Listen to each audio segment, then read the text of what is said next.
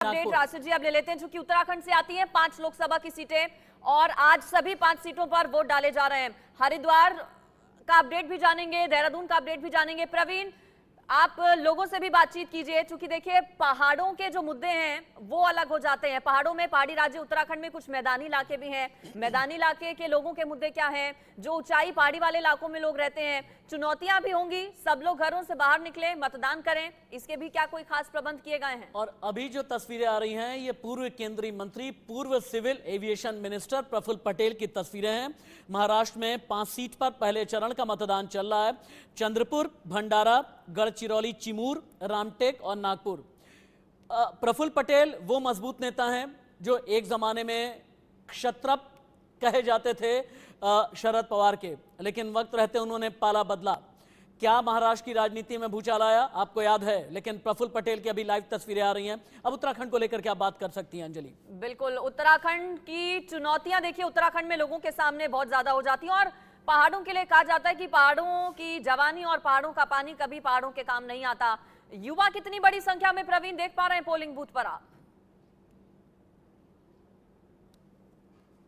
उत्तराखंड की बात करें तो उत्तराखंड की सभी 5 लोकसभा सीटों पर आज मतदान चल रहा है। मैं आपको दिखाता हूं, ये डोईवाला विधानसभा क्षेत्र है जो कि हरिद्वार लोकसभा सीट के अंतर्गत आता है। यहाँ से त्रिवेंद्र सिंह रावत जो कि उत्तराखंड के पूर्व मुख्यमंत्री है, वो चुनाव लड़ रहे हैं बीजेपी के टिकट पर। और दूसरी तरफ हरीश रावत के बेटे वीरेंद्र रावत यहाँ पर कांग्रेस के टिकट पे है। तीसरी तरफ अगर त्रिकोणीय मुकाबला यहाँ पे देखें तो निर्दलीय विधायक उमेश शर्मा भी यहाँ पर चुनाव लड़ रहे हैं। आप देख सकते हैं तस्वीर में युवाओं की संख्या काफी ज्यादा है और हम युवाओं से भी बात करने की कोशिश करेंगे। आप बताइए, वोट डालने आए, कब से यहाँ पे आए? सुबह नाश्ता वास्ता किया है? सुबह पहले वोट डाला? नाश्ता नहीं किया अभी। नाश्ता नहीं किया, पहले वोट डालेंगे? वोट डालेंगे पहले। और क्या मुद्दा है इस बार? 400 पार है की बार। चलिए आगे भी बात करते हैं। आप बताइए, क्या नाम हुआ? और मेरा नाम जीत सिंह है जी, ग्राम सभा माजरी ग्रांट से हूँ और मैं अपने विकास के लिए, गांव के अच्छे काम के लिए वोट डालने आया हूँ और हमारा अधिकार है वोट डालना जी। जन जन का अधिकार है। तो पहला काम वोट डालना? हाँ जी। उसके बाद नाश्ता वास्ता करेंगे? नाश्ता करके आया सर। नाश्ता करके आए। आप बताइए, आपका नाम? मेरा नाम भगत सिंह है और मैं रेशम माजरी ग्राम सभा। पहला अधिकार हमारा वोट डालना है, उसके बाद फिर अपना दूसरा कार्य खेती वगैरह का जो भी कार्य, और हमारे यहाँ विकास वगैरह भी सब कुछ ठीक ठाक है। तो विकास से संतुष्ट हैं? जी ठीक है। थोड़ा एक काम गलत हो रखा हमारे यहाँ, ये क्रेशर वगैरह लग रखा ना। अच्छा। तो ये थोड़ा स्टोन क्रेशर वगैरह उसके थोड़े विरोध में है लोग। अच्छा, स्टोन क्रेशर लगे हैं उसके विरोध में युवा है यहाँ पे। आप अपना नाम बताइए। युवाओं के वोट पे सबकी नजर है, क्यों? कौन कौन से मुद्दा है आपके जहन में? ऐसे कौन कौन से मुद्दे हैं जिसके आधार पे आप वोट कर रहे हैं? पंकज नेगी मेरा नाम है, मांजरी से मैं हूँ और विकास है, सबसे पहले विकास ही है और वोट देना हमारा अधिकार है। ठीक है प्रवीण, आते हैं आपके पास में। आप बताइए। एक तरीके से कह सकते हैं कि 3 पूर्व मुख्यमंत्रियों की साख इसी हरिद्वार से दांव पर लगी है, जहां की रिपोर्टिंग अभी आप देख रहे थे। चूंकि चुनावी मैदान में त्रिवेंद्र सिंह रावत हैं, उन्हें जिताने की जिम्मेदारी रमेश पोखरियाल निशंक को दी गई है। और हरीश रावत जो खुद पूर्व सीएम रह चुके हैं, कांग्रेस के बड़े नेता हैं, उनके बेटे चुनावी मैदान में हैं त्रिवेंद्र रावत के खिलाफ। इस तरीके से 3 पूर्व मुख्यमंत्रियों की साख हरिद्वार में दांव पर लगी हुई है।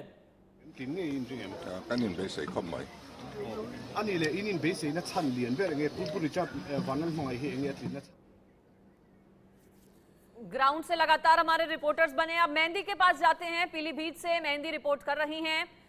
उत्तर प्रदेश के मुद्दे अलग मेहंदी, और खासतौर पर इस बार हम प्रचार प्रसार के दौरान देखें तो बीजेपी के तमाम दिग्गज, चाहे प्रधानमंत्री नरेंद्र मोदी हो, योगी आदित्यनाथ, लोगों ने देखा, अनिल बलूनी को सुनवाते हैं एक बार। ये विकास की बाट जो रहा है सर, विकास की बात जो है, यहाँ आज भी सड़कों का हालत खराब है, जबकि पौड़ी से सबसे ज्यादा मुख्यमंत्री पौड़ी से बने। लोगों की आपसे उम्मीदें बहुत ज्यादा हैं, तो इतनी ज्यादा उम्मीदों पे खरे उतरना एक आपके लिए चुनौती नहीं बन रही है?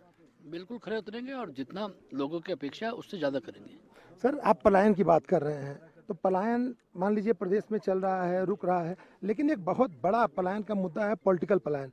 आदमी पहाड़ पे जीतता है, विधायक बनता है और उसके बाद वो पहाड़ छोड़ करके मैदानी इलाके में चला जाता है। ये राजनीतिक पलायन पे क्या कहना है आपका?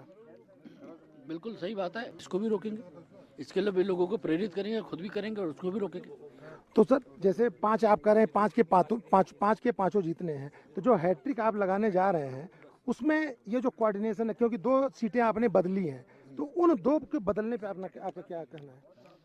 ऐसे ही तो हमारी पार्टी की योजना है, हम कहाँ पर किसको लड़ाते हैं, कहाँ किसको करते हैं, किसको क्या काम देते हैं। आप मान के चलिए कि हम ये दोनों सीटें भी बड़े मार्जिन से जीते और तीनों भी। मोदी की गारंटी वही में मुख्य मुद्दा होगा कि जो यहाँ पे उत्तराखंड में विकास हुआ है, यूसीसी हुआ है, वह भी मुद्दे काम करेंगे। सब कुछ मिला जुला के है। प्रधानमंत्री जी का नेतृत्व निश्चित तौर पे हम लोगों के लिए हम बड़े सौभाग्यशाली हैं कि प्रधानमंत्री जी का नेतृत्व हमारे पास है और उसके कारण हमको पूरे देश में बहुत ज़बरदस्त तरीके से बहुमत भी मिल रहा है। धन्यवाद आपका इंडिया न्यूज़ से बात करने के लिए। ये थे अनिल बलूनी जी, जो कि गढ़वाल से प्रत्याशी हैं। इन्होंने कई बातों पे अपनी खुल के राय रखी। अब ये वक्त बताएगा कि आने वाले समय में इनकी कितनी बातें सही होती हैं। और हमारे गढ़वाल से प्रत्याशी हैं अनिल बलूनी, भारतीय जनता पार्टी के बड़े नेता हैं। लाइव एक्सक्लूसिव इंडिया न्यूज पर आप उन्हें देख